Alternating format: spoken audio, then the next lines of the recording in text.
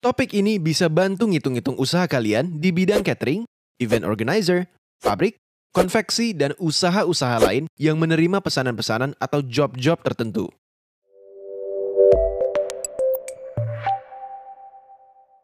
Hey guys, topik kita kali ini akan membahas mengenai metode costing yang paling sederhana di cost accounting, yaitu job order costing. Tapi sebelum saya bahas, saya sarankan kalian lihat dulu video tentang cost sebelumnya di sini, atau di deskripsi di bawah. Karena saya tidak akan menggunakan istilah biaya, harga pokok, apalagi beban dalam video ini. Mengapa demikian? Karena memang terjemahannya kurang tepat guys. Kalau kalian ngerti arti sebenarnya dari cost, kalian bisa dengan mudah mengerti materi cost accounting seperti job order costing ini. So, pastikan kalian lihat dulu video tentang cost sebelum kalian nonton video ini. Oke guys, secara singkat, job order costing adalah teknik melekatkan, mengumpulkan, atau mengolah cost pada satu batch pesanan, pekerjaan, atau tugas yang memiliki keunikan sendiri. Biasanya, pesanan ini tidak terlalu besar, berbentuk custom, dan ada jangka waktu penyelesaiannya. Tujuan dari job order costing ini adalah mengolah cost sedemikian rupa untuk menemukan production cost per produk dari pesanan itu. Untuk lebih jelasnya, kita akan buat laporan keuangan dan mencari production cost dari sebuah pesanan catering. Kita lihat cerita ini guys.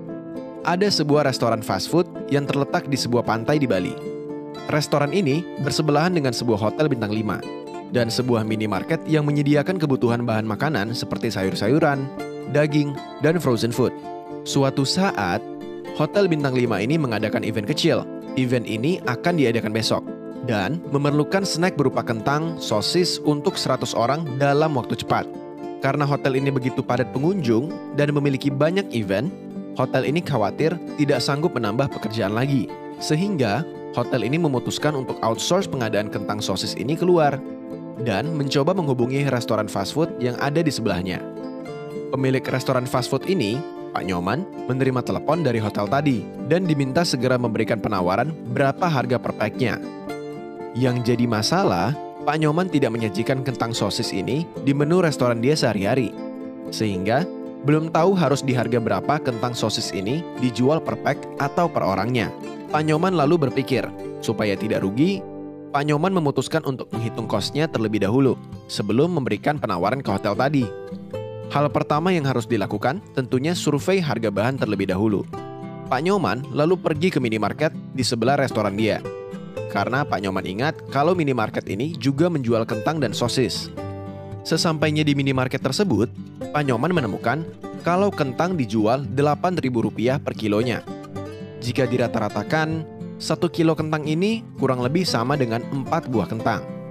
Lalu Pak Nyoman coba hitung-hitung. 1 buah kentang bisa untuk 1 orang.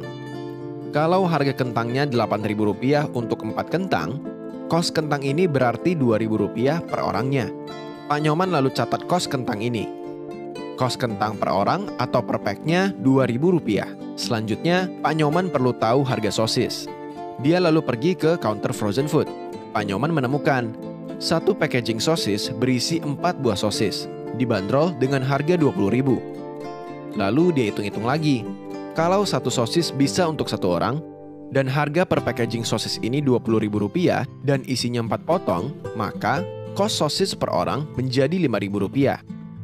Pak Nyoman lalu catat lagi, kos sosis per orang atau per pack-nya Rp5.000. Setelah survei bahan, Pak Nyoman lalu kembali ke restorannya untuk melakukan perhitungan lebih lanjut. Pak Nyoman lalu berpikir, biarpun menunya simple, gak mungkin dia kerja sendiri untuk nyiapin makanan buat 100 orang. Apalagi harus ada buat besok. Pak Nyoman lalu mencoba menghubungi Bu Ketut, yang sudah biasa membantu dia kalau ada event-event khusus. Pak Nyoman bertanya, apakah Bu Ketut mau membantu dia? Pak Nyoman menawarkan upah sebesar Rp100.000 untuk pekerjaan ini sampai dengan selesai. Dan Bu Ketut menyetujui dibayar Rp100.000 untuk bantu pekerjaan ini sampai dengan selesai. Pak Nyoman lalu berpikir, bahan-bahan udah dihitung, yang bantuin juga udah ada. Apalagi ya? Oh iya, ini gas, bumbu-bumbu, listrik belum dihitung. Upah saya untuk job ini juga belum dihitung. Nah guys, di sini Pak Nyoman mengalami kesulitan untuk hitung gas, bumbu-bumbu, listrik, dan upah dia kerja. Karena baik gas, bumbu-bumbu, listrik, dan sebagainya gak cuman digunakan untuk job ini aja. Menu-menu lain di restoran ini, kalau ada yang pesen, ya pakainya gas dan bumbu-bumbu ini juga. Listrik juga agak susah hitungnya. Listriknya kan gak pakai cuman buat ngerjain job ini aja. Apalagi kalau mau hitung upah Pak Nyoman. Hampir semua aktivitas di restoran ini, dia semua yang ngerjain. Nah, info buat kalian aja, kos-kos yang susah diukur nilainya secara langsung ke produk akhir disebut dengan indirect cost. Indirect cost ini biasanya ditemukan pada utility seperti air, listrik, gas, atau bisa juga berupa bahan baku penolong yang dipakai nggak cuma buat satu produk aja. Atau bisa juga upah-upah atau gaji tenaga kerja yang nggak ngurusin satu produk aja. Utility, bahan baku, atau upah-upah seperti ini biasanya dikategorikan dalam overhead cost dalam cost accounting. Masih banyak sebenarnya yang bisa dimasukkan ke dalam overhead cost, seperti sewa, asuransi, perawatan mesin, dan sebagainya. Namun, untuk memudahkan saja, anggaplah overhead cost dalam kasus ini hanya ada listrik, gas, bumbu-bumbu, dan gaji Pak Nyoman. Nah, untuk ngebantu Pak Nyoman berhitung, kita coba rekap dulu ya info-info yang udah didapat. Waktu Pak Nyoman ke minimarket, kita udah dapat data kos kentang dan sosis per packnya berapa. Kentang dan sosis ini nggak susah untuk dihitung. Karena kentang dan sosis ini seluruhnya digunakan untuk produk jadi kita. Kosnya langsung bisa dihitung. Kalau kentang dijual Rp8.000 per kilo dan 1 kilo berisi 4 kentang, lalu untuk satu orang nanti ngabisin satu kentang, bisa langsung kita hitung kos kentang per orang atau per packnya, yaitu Rp2.000 per pack. Nah, bahan baku yang bisa langsung dihitung ke produk jadi kita seperti ini, biasanya dinamakan bahan baku langsung atau direct material. Seperti kentang tadi, per packnya bisa langsung dihitung, jatuhnya di Rp2.000 per pack. Kalau untuk 100 orang atau 100 pack, ya tinggal dikali aja. Kosnya jadi Rp200.000 untuk 100 pack. Sosis juga sama. Tadi bisa kita hitung langsung sehingga ditemukan nilainya Rp5.000 per pack. Sehingga untuk pesanan ini, jika butuh 100 pack, maka kos bahan baku sosis adalah Rp500.000. Selanjutnya, upah Bu Ketut bisa langsung ditelusuri langsung kosnya ke produk jadi. Bu Ketut dibayar Rp100.000 hanya untuk pekerjaan ini. Dari awal hingga selesai. Bu Ketut nggak ngerjain yang lain-lain lagi. Sehingga kos Bu Ketut ini bisa langsung dimasukkan ke job ini. Jenis kos seperti ini dinamakan kos tenaga kerja langsung atau direct labor cost. Nah, upah Bu Ketut berbeda dengan upah Pak Nyoman. Pak Nyoman nggak cuma ngerjain job ini aja. Jadi guys, kalau misalnya Pak Nyoman nentuin gajinya di restoran ini Rp4 juta sebulan misalnya, gaji ini bersifat tetap sebulan, gak peduli apa yang dikerjakan Pak Nyoman dan seberapa banyak pekerjaannya. Ada nggak ada pesanan 100 pack kentang sosis ini pun, Pak Nyoman tetap dapat gaji Rp4 juta sebulan. Karena memang dia buka restoran dan harus melayani pengunjung yang datang. Jadi, nggak bisa langsung kita tentukan seberapa besar kos gaji Pak Nyoman yang dikenakan ke pesanan kentang sosis ini. Kita harus pakai asumsi-asumsi atau acuan gimana caranya untuk membagi gaji Pak Nyoman ini supaya bisa ketahuan seberapa besar sih dari gaji Rp4 juta ini yang harus dikenakan ke orderan kentang sosis ini. Itulah mengapa disebutnya sebagai indirect cost atau cost tidak langsung. Karena memang costnya nggak bisa langsung kita kenakan ke produk akhir kita. Kos listrik juga sama. Kalau misalnya diketahui kos listrik sehari sebesar Rp200.000 misalnya. Atau kos gas sama bumbu-bumbu. Misalnya diestimasi sehari gas habis Rp200.000 dan bumbu-bumbu Rp100.000 per hari. Kos-kos ini nggak bisa langsung kita kenakan semuanya ke kos orderan kentang sosis kita. Karena digunakan untuk masakan-masakan lain juga. Jadi, kos-kos ini juga bisa dibilang indirect cost. Cuman bedanya, dengan gaji Pak Nyoman, kos-kos dari listrik, gas, dan bumbu-bumbu ini muncul kalau ada kerjaan aja. Kalau nggak ada kerjaan, ya nggak muncul. Beda kayak gaji Pak Nyoman. Ada nggak ada kerjaan, Pak Nyoman gajinya tetap Rp4 juta sebulan. Makanya, gaji Pak Nyoman ini bisa disebut fixed cost. Sementara kos listrik, gas, bumbu-bumbu ini bisa dibilang variable cost. Muncul hanya kalau ada kerjaan aja. Kalau hari libur misalnya, ya gas nggak dipakai. Listrik buat alat-alat di dapur nggak dipakai. Bumbu-bumbu juga nggak dipakai. Jadi, kos listrik Rp200.000 per hari misalnya, hari yang dimaksud di sini bisa dibilang hari kerja, bukan jumlah hari dalam 1 bulan loh ya. Nah, kalau kita jumlahkan, variable cost ini berarti Rp200.000 ditambah Rp200.000 ditambah Rp100.000 per hari kerja, sama dengan Rp500.000 per hari kerja.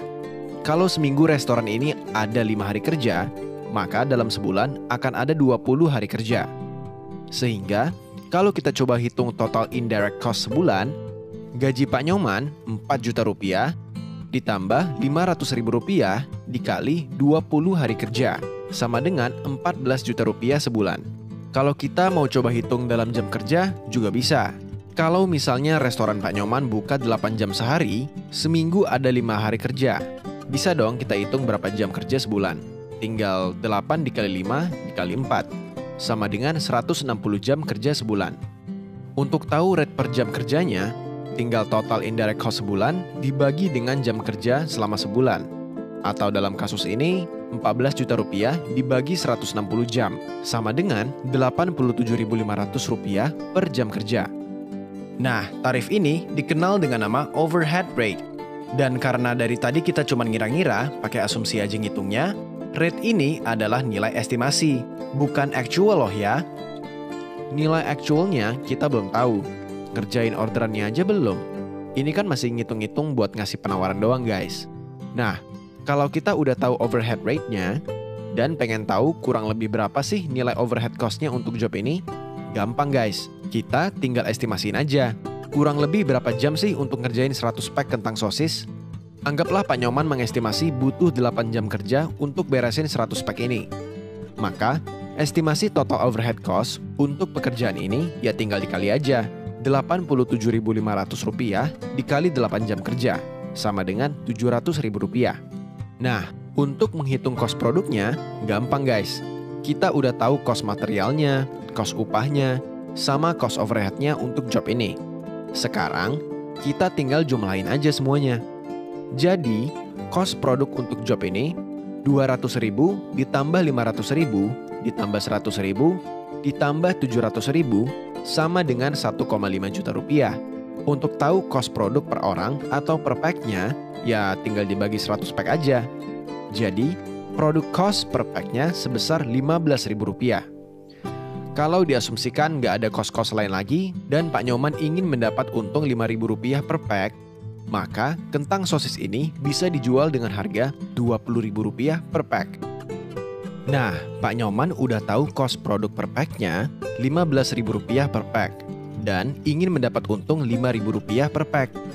Pak Nyoman lalu menelpon hotel tadi dan memberikan penawaran Rp20.000 per pack. Karena Pak Nyoman tahu kebutuhan hotel ini urgent, Pak Nyoman nggak mau dinego lagi harganya. Pokoknya, untuk 100 pack, harganya Rp20.000, nggak mau dinego lagi. Titik. Setuju tuh hotelnya. Pak Nyoman langsung bergegas beli bahan dan manggil Bu Ketut untuk segera bekerja. Setelah beli bahan, Pak Nyoman dan Bu Ketut langsung mempersiapkan orderan dan bekerja malam itu juga. Karena subuh-subuh harus sudah diberikan ke hotelnya. Dan ternyata guys, gak perlu waktu 8 jam kerja untuk beresin 100 pack orderan ini. Pak Nyoman dan Bu Ketut bisa nyelesain orderan ini hanya dalam waktu 6 jam saja. Setelah selesai, Pak Nyoman penasaran guys. Untung dia actualnya seberapa besar sih? Lalu dia buka lagi catatannya. Produk cost yang kita hitung tadi, waktu bikin penawaran, nilainya masih estimasi guys. Nah, untuk actualnya, direct material dan direct labor gak ada perubahan. Karena memang costnya segitu. Cost ini udah bisa ditentukan langsung di awal berapa actualnya. Nah, untuk overhead cost, tadi kita estimasikan butuh waktu 8 jam kerja buat nyelesain job kentang sosis ini. Kenyataannya cuma butuh waktu 6 jam kerja. Untuk tahu nilai actual overhead cost-nya, ya tinggal hitung ulang aja pakai 6 jam kerja. Actual overhead cost-nya jadi Rp87.500 dikali 6 jam kerja, sama dengan Rp525.000. Sehingga kalau dijumlahkan, total cost produknya menjadi Rp1.325.000 untuk 100 pack. Per pack-nya berarti Rp13.250. Pak Nyoman jual kentang sosis ini dengan harga Rp20.000 per pack. Jadi, keuntungannya adalah sebesar Rp6.750 per pack guys. Nah guys, kalau kalian kritis, sebenarnya ada yang aneh di laporan ini. Kalau memang ingin tahu actual keuntungannya berapa, harusnya semua komponen di laporan ini semuanya pakai data aktual. Tapi, coba kalian perhatikan ini. Tarif overhead cost sebesar Rp87.500. Ini bukan angka aktual. Kita mendapatkan nilai ini tadi dengan mengestimasi gaji Pak Nyoman, listrik sehari habis berapa, gas sehari habis berapa, bumbu-bumbu sehari habisnya berapa. Sementara aktualnya mungkin nilainya nggak segitu. Lalu kenapa yang dipakai angka estimasi? Nggak dihitung aja aktualnya berapa sebenarnya? Ada 3 alasan guys, mengapa kita tetap menggunakan tarif yang kita estimasikan tadi di awal dan nggak hitung tarif aktualnya. Alasan yang pertama, tarif ini berasal dari indirect cost. Dan seperti sudah saya singgung di awal pembahasan, indirect cost ini sulit untuk diukur nilainya secara akurat atau 100% aktual. Untuk menghitung cost gas yang benar-benar dipakai khusus untuk job kentang sosis ini misalnya, mau gimana coba caranya? Masa mau ditimbang dulu gasnya sebelum masak, terus udah masak ditimbang lagi gitu biar ketahuan habisnya berapa? Oke lah, gas masih bisa. Kalau listrik, gimana ukur cost-nya biar 100% akurat yang benar-benar dipakai untuk ngitung cost job ini? Sulit guys, namanya aja indirect cost. Nggak bisa langsung kita tentuin besaran cost-nya. Jadi, mau pakai cara apapun, cost-nya nggak mungkin 100% akurat ngegambarin cost sebenarnya. Nah, sekalipun memungkinkan nih, bisa diukur 100% akurat cost aktualnya. Bisa-bisa naik turun guys nilainya, sekalipun dapat job yang sejenis. Misalnya dapat job kentang sosis 100 pack lagi. Mungkin pada saat dapat job itu, gaji Pak Nyoman udah bukan 4 juta rupiah sebulan. Tarif listrik bisa aja naik, belum lagi kalau musim panas. Kerja di dapur makin panas. Bisa jadi nambah AC di dapur. Penggunaan listrik makin tinggi. Sebaliknya, kalau musim hujan, udara nggak terlalu panas. Di dapur agak adem. Mungkin AC-nya bisa dimatiin. Penggunaan listrik jadi turun. Akibatnya, kos produk di saat tertentu bisa melonjak naik aktualnya. Kos produk di saat lainnya bisa turun. Angka profit jadi naik turun juga. Malah jadi susah dibandingin dengan penawaran atau perhitungan awal kita. Menganalisanya juga nanti jadi susah. Jadi kurang ada fungsinya juga kita coba ngitung pakai tarif aktual yang naik turunnya kayak gini guys. Ya udah, biar nggak fluktuatif, kenapa nggak dirata-ratain aja? Bisa jadi acuan jadinya. Nah, ini juga sulit guys. Kalau kita mau coba cari nilai tengah atau nilai rata-ratanya, supaya nggak fluktuatif, kita harus merata-ratakan dari periode yang agak panjang. Rata-rata 6 bulan misalnya, atau rata-rata 1 tahun misalnya. Problemnya, cost aktual ini nggak akan kita ketahui sebelum terjadi. Masa mau nunggu 6 bulan atau 1 tahun lagi untuk tahu cost aktualnya berapa? Baru dihitung overhead rate-nya berapa? Baru dibuat laporan cost produknya, nunggu 6 bulan atau 1 tahun lagi, udah basi guys informasinya. Ini alasan kenapa biasanya tetap menggunakan estimasi dalam penentuan tarif overhead di awal periode. Di akhir periode, biasanya setahun sekali, memang biasanya dihitung cost aktual yang sebenar-benarnya. Lalu dibandingkan, perbedaan antara estimasi dan aktual ini sering dinamakan under and over applied overhead cost. Selisih ini nantinya dimasukkan ke product cost atau COGS di periode itu. Untuk lebih jelasnya, lihat ini guys. Di awal periode, kita tentukan rate-nya berapa menggunakan angka estimasi. Seperti tadi, waktu kita menghitung dan mendapatkan tarif Rp87.500 per jam kerja. Pada saat berjalan atau membuat laporan bulanan, kita mengalihkan predetermined overhead rate yang masih estimasi ini dengan allocation base yang actualnya berapa. Misalnya pas tadi Pak Nyoman ingin tahu berapa keuntungannya setelah order beres. Kalau tadi aktualnya 6 jam kerja, kita kali rate-nya dengan 6 jam kerja. Di akhir periode, setelah setahun misalnya, dan data cost sudah muncul semua, kita hitung benar-benar semua menggunakan angka aktual, baik rate maupun allocation base-nya. Lalu selisihkan dengan overhead cost yang sudah dikenakan sepanjang periode. Nah, ketahuan deh overhead ini nantinya under applied atau over applied. Selisih ini yang kita masukkan ke product cost atau COGS. Tapi gimana kalau di awal periode estimasi yang kita buat nggak akurat? Bukannya malah bisa salah nentuin harga jual? Ini benar guys.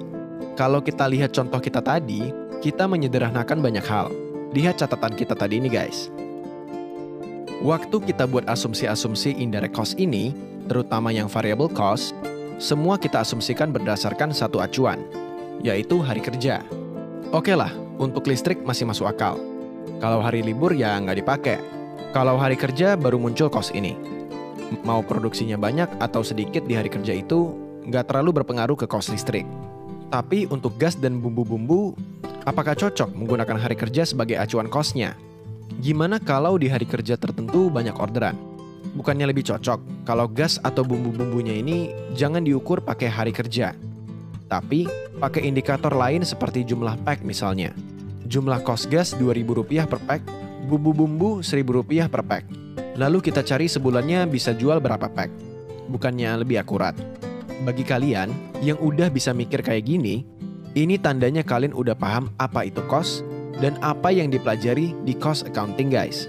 Di cost accounting, memang salah satunya akan mempelajari ini, yaitu bagaimana melekatkan cost dari satu cost object ke cost object lainnya, yang sering disebut dengan cost assignment. Dalam cost assignment, terutama untuk indirect cost, kita memerlukan indikator-indikator tertentu untuk bisa melekatkan indirect cost ini ke objek cost lain. Indikator ini bisa berupa jam kerja, hari kerja, jumlah pack, jumlah botol, bisa juga pakai satuan berat seperti kilogram, gram, dan sebagainya. Indikator-indikator ini dikenal dengan istilah driver di cost accounting. Seperti contoh kita tadi, kita hanya pakai satu driver, yaitu waktu kerja. Entah dalam hari, jam, atau bulan. Satu driver atau hanya satu jenis rate yang digunakan untuk seluruh proses cost assignment ini sering dinamakan dengan plan-wide overhead rate. Supaya lebih jelas memahami cost assignment, lihat ini guys. Di cerita Pak Nyoman tadi, yang kita lakukan sebenarnya adalah melekatkan cost dari beberapa objek cost ke produk jadi. Untuk bahan baku, objek cost berupa harga beli sosis sebesar Rp20.000 per pack atau kentang sebesar Rp8.000 per kilogram.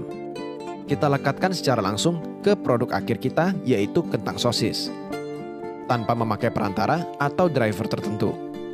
Untuk tenaga kerja juga sama. Objek cost berupa upah Bu Ketut untuk job ini sebesar Rp100.000 per job. Kita lekatkan secara langsung ke kentang sosis, tanpa pakai perantara atau driver apapun.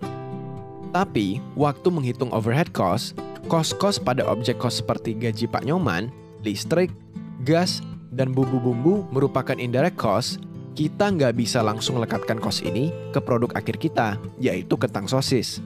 Karena cost-cost pada gaji, listrik, gas, dan bumbu-bumbu ini digunakan untuk produk-produk lain juga. Sehingga kita butuh perantara. Dan kita menggunakan driver yang dinamakan jam kerja untuk bisa melekatkan indirect cost ini ke kentang sosis. Nah, jadi cara melekatkan cost dari satu cost object ke cost object lainnya atau cost assignment ini bisa dilakukan secara langsung atau secara tidak langsung tergantung dari sifat cost-nya. Memang bisa direct atau indirect. Topik-topik di cost accounting sebenarnya banyak berbicara cost assignment ini. Terutama bagaimana melekatkan cost yang sifatnya indirect cost ke cost produk. Apakah hanya menggunakan satu rate saja yang dipukul rata untuk semua jenis indirect cost seperti contoh kita tadi? Kalau hanya satu rate saja yang dipakai, ini disebut plan-wide rate. Atau mau dicari beberapa rate tergantung mana yang lebih dominan agar lebih akurat. Misalnya divisi cutting yang banyak menggunakan mesin cutting dalam proses produksinya, menggunakan jam kerja mesin sebagai drivernya. Sementara divisi maintenance di pabrik yang sama yang banyak menggunakan teknisi digunakan jam kerja sebagai drivernya. Teknik menggunakan beberapa rate tergantung mana yang lebih dominan di masing-masing divisi atau departemen, dinamakan departmental rate. Kalau dirasa masih kurang akurat, bisa dipecah-pecah lagi per aktivitas di masing-masing departemen untuk menentukan driver apa yang paling cocok. Teknik yang lebih akurat ini dinamakan activity-based costing.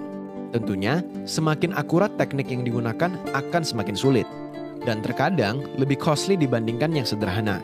Di lapangan, kalian bisa tentukan apakah cukup dengan plan wide rate yang kurang akurat, atau departmental rate yang agak akurat, atau activity-based costing yang lebih akurat lagi. Oke guys, sampai di sini pembahasan kita mengenai job order costing. Semoga kalian mengerti teknik job order costing ini, dan semoga kalian juga sudah bisa membedakan istilah-istilah cost yang digunakan di topik ini.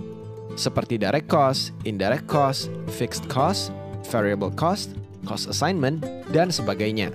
Kalau kalian terbantu dengan video ini, jangan lupa subscribe dan bagikan video ini ke teman-teman kalian juga. Semoga bisa bermanfaat buat kalian. Dan be simple dalam belajar cost accounting.